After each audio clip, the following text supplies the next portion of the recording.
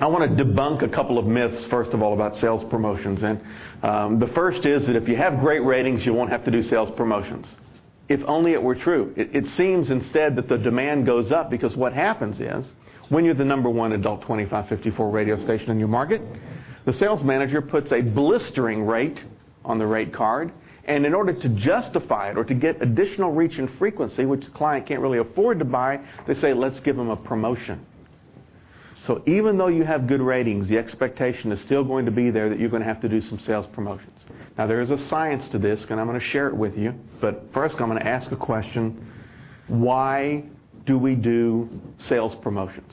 It's because they work for clients if they're done properly. Why do they work for clients? Well, there's 3 reasons, basically. The first is position. Where do you run your sales promos in the hour? Usually at the start of the stop set.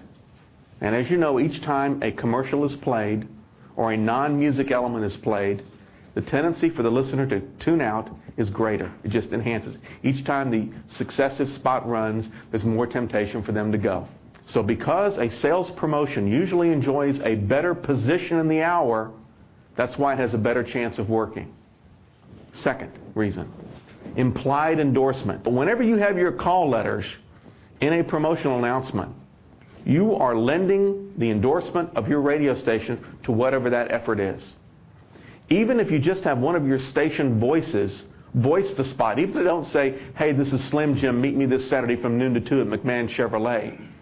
Even if they're not going that far, there is an implied endorsement, and the concept is called the halo effect. Every product, every brand has a halo over it, and when you stand under the halo or let someone else stand under your halo, you are letting some magic dust fall off on them.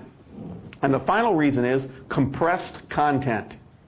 You have to communicate in 30 seconds exactly what the promotion is about.